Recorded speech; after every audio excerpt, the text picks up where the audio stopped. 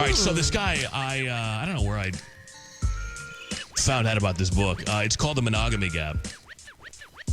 And I don't even want to start to describe it because I want to make sure that Dr. Eric Anderson gets to say his piece and explain fully without me putting any sort of tint on this whatsoever. Dr. Eric Anderson from the UK this morning. How are you, sir? Good morning, Fred. Doing fine, thank you. This guy, we got a PhD on our show. This is a big deal for us, like a real qualified expert. This is really huge for us, so thank you. Oh, my pleasure. So tell me about this book. Tell me about your theory and your research about monogamy and about why you believe that men cannot, in fact, be monogamous. Well, we've known for over 60 years that men cheat in very large numbers. Now, this isn't just men. Women cheat, too, but my research focuses, mainly on men. And what we know is that men cheat around 72% in married adult relationships, and that in younger relationships, they cheat at even higher percentages. Wait, hold on. 72% men in relationships. That's 3/4 of men are cheating. Yes. Wow. Come on, man. And about 70% of women. Okay, I'm sorry. Men I just wanted to cheat more highlight often. that. Okay. Men cheat more often, and men may cheat for different reasons. But cheating is at least the norm in relationships and not unusual in any capacity. And to know this, all you have to do is ask yourself, how many times have you been cheated on? How many of your friends have been cheated on? Or, more importantly, have you ever cheated? Okay. Now, when you say you cheat, you are saying that they're sleeping with them. Like That is your sexual intercourse. Right, that's your definition of cheating. Well, anything that would make the other partner upset. And so people So define it can be differently. like screwing around, like kissing? Well, I define cheating as anything that would make the other partner upset. Right. Well, I think kissing is Different cheating. researchers define it differently. Yeah, Usually the notion is that intercourse, yes. Okay, all right. Interesting thing, though, that you go on to talk about is that basically, and I don't want to paraphrase because I don't want to misquote you, but that you should let men cheat, that you should let it happen? Well, let me tell you why men cheat, because that's the key argument here. And here's what happens is men enter into relationships in full faith that they're going to be monogamous. They want to be monogamous. Many of them have come from divorced families. They've been hurt by that. They've blamed their fathers for it, and they don't want to be that guy. It's true. But in time, in the relationship, the sex starts to wane. They spice it up, but it still loses the zest. And because they've grown up in a pornified culture in which there's massive amounts of imagery all around them, including on their smartphones, they desire sex with somebody else quite strongly. And so now they're left with, do I either A, tell my partner that I want sex with somebody else, B, have that sex with somebody else and not say anything, or C, have an open relationship. But here's the thing.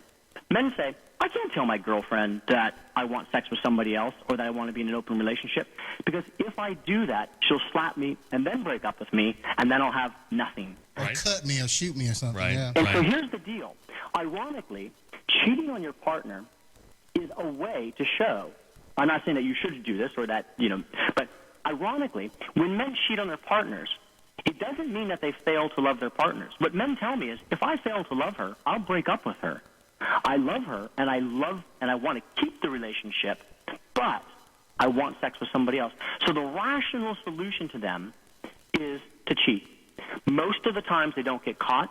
Most of the times it fulfills their needs, and it allows them to keep the emotional stability of their relationship while having that extra sex on the side. Now, you can moralize that all you want, absolutely.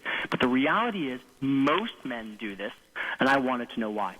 Wow. This is Dr. Eric Anderson. He's in the UK, and he wrote a book called The Monogamy Gap. Is this available anywhere? Can you pick this book up wherever you want? Amazon.com. Okay.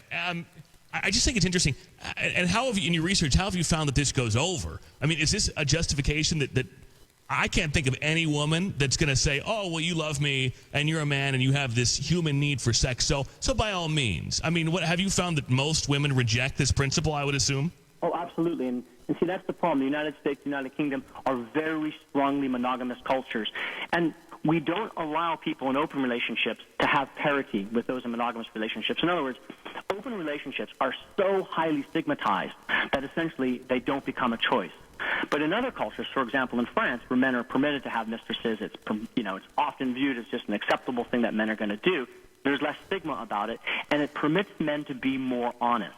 Part of this, of course, is honesty, but how can you be honest if you're entirely stigmatized for what you say honestly? This is kind of like saying to gay men that you shouldn't have married a woman if you were gay, Well, in a highly homophobic culture, how much choice do they really have not to marry women? Today, as homophobia is decreasing, of course you can judge them more for it. But in the United States and the United Kingdom today, monogamy is so the expected norm that they don't have the ability to say, hey, I don't really want monogamy. Well, I'm not saying that you necessarily subscribe to any of this, but do you have any problem getting a date, doing all this research? Like, oh, I know what you're about, Dr. Anderson. You're just going to cheat. Well, first of all, I've been in a marriage for 15 years, a same-sex marriage. A lot of people have accused me of writing the book to have sex with more women, but I'm gay. I'm absolutely not interested in sex with women in any capacity. I wrote the book because I've seen so many families broken up simply because somebody cheated. And placing the value on sex outside the relationship is ridiculous. Are you a cheater, or are you and your boyfriend, do you guys just have an open relationship? We decided at the beginning of this venture not to disclose that because I can't win.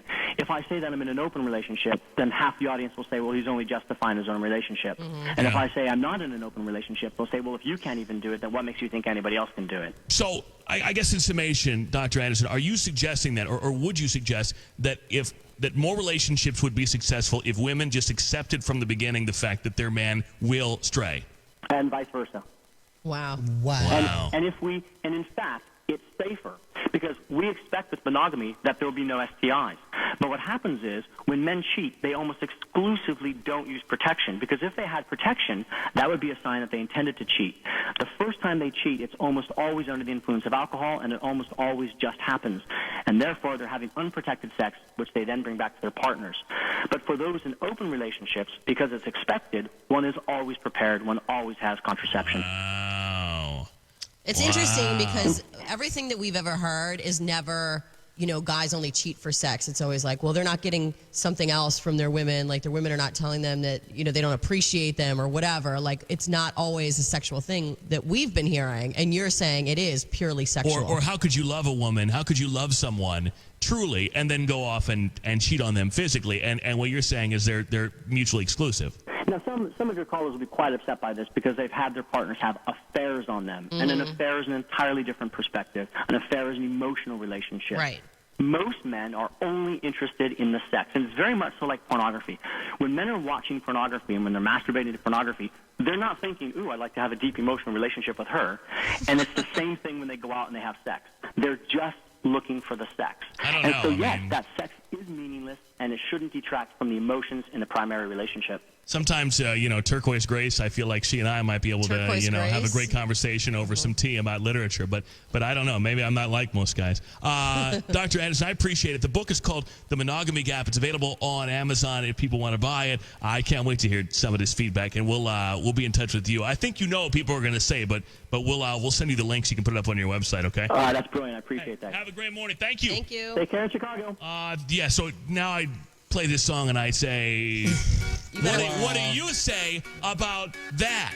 855-591